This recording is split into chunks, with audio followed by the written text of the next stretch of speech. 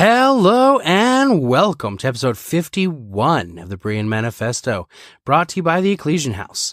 This is Pastor Bill, and today we're going to look back at the parable we read in episode 49 and delve a little deeper into how that parable relates to our lives today. Matthew 25, verses 14 through 30. For it is just like a man about to go on a journey. He called his own servants and entrusted his possessions to them. To one he gave 5 talents, to another 2 talents, and to another 1 talent, depending on each one's ability. Then he went on a journey. Immediately, the man who had received 5 talents went, put them to work, and earned 5 more. In the same way, the man with 2 earned 2 more. But the man who had received 1 talent went off, dug a hole in the ground, and hid his master's money. After a long time, the master of those servants came and settled accounts with them. The man who had received 5 talents approached, presented 5 more talents, and said, "Master, you gave me 5 talents. See, I've earned 5 more talents." His master said to him, "Well done, good and faithful servant. You were faithful over a few things. I will put you in charge of many things. Share your master's joy." The man with 2 talents also approached. He said, "Master, you gave me 2 talents. See, I've earned 2 more talents." His master said to him, "Well done, good and faithful servant. You were faithful over a few things. I will put you in charge of many things. Share your master's joy." The man who had received 1 talent also approached and said, "Master, I know you. You're a harsh man, reaping where you haven't sown and gathering where you haven't scattered seed. So I was afraid and went off and hid your talent in the ground. See, you have what is yours." His master replied to him, "You evil, lazy servant. If you knew that I reap where I haven't sown and gather where I haven't scattered, then you should have deposited my money with the bankers, and I would have received my money back with interest when I returned. So take the talent from him and give it to the one who has 10 talents. For to everyone who has, more will be given, and he will have more than enough. But from the one who does not have, even what he has will be taken away from him. And throw this good-for-nothing servant into outer darkness, where there will be weeping and gnashing of teeth." You know, I remember hearing this parable as a child and thinking it literally was talking about money.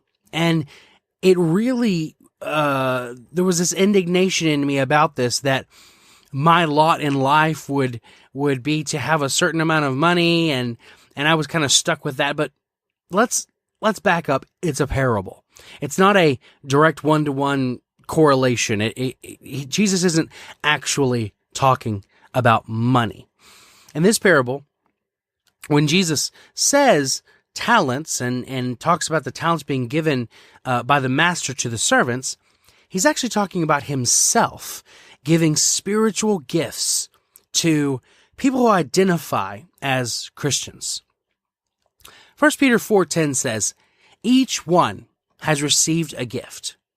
Use it to serve others as good stewards of the varied grace of God." And 1 Corinthians 12:4-6 says, "Now there are different gifts, but the same Spirit. There are different ministries, but the same Lord. And there are different activities, but the same God produces each gift in each person." So we've all been given them, these gifts from God. Now, the real key here is the statement in verse 15 where Jesus says that each one was given according to his own ability.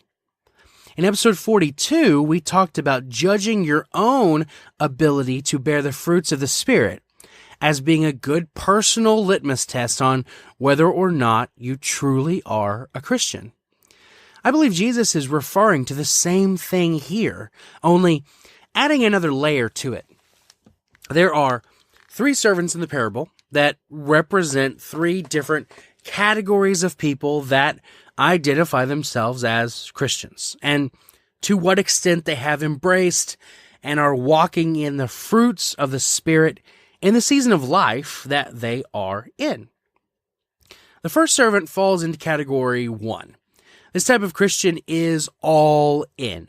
They have embraced and bear the fruits of the Spirit to the nth degree. They are given the most spiritual gifts. They turn around and use those gifts in full-time ministry, and they double what they are given. The second servant is just as committed a Christian as the first, but they aren't excelling in bearing the fruits quite as well as those in category 1. It's not for lack of trying, though.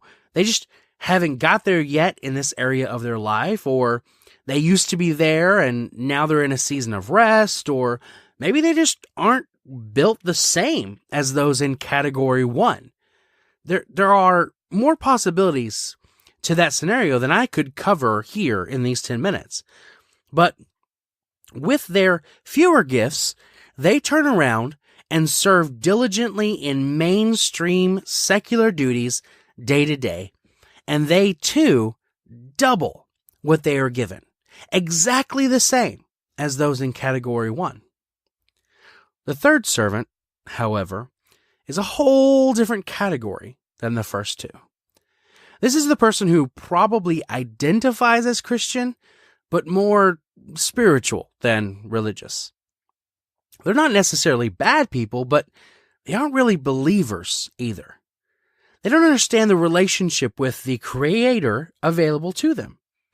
They don't embrace the fruits of the Spirit or try to bear them at all. It is this person that is given the least of the gifts. They bury them, and they do their best to ignore that they ever existed.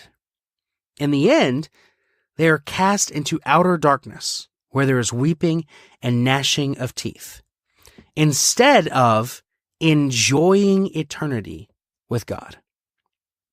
Now, those in category number 1 aren't any better than those in number 2.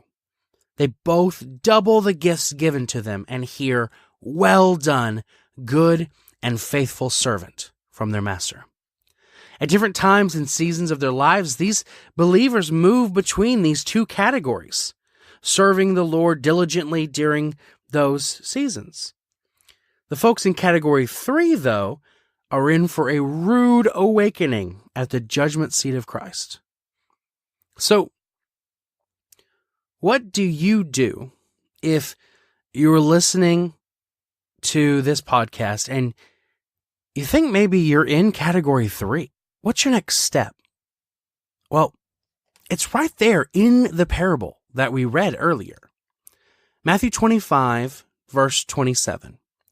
"You should have deposited my money with the bankers, and I would have received my money back with interest when I returned." I know reading that raw like that doesn't really answer the question, so let me help you out. The money we've already identified as the spiritual gifts that God has given you.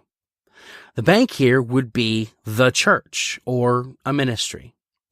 You need to find a church or a ministry that you can use your gifts to serve at.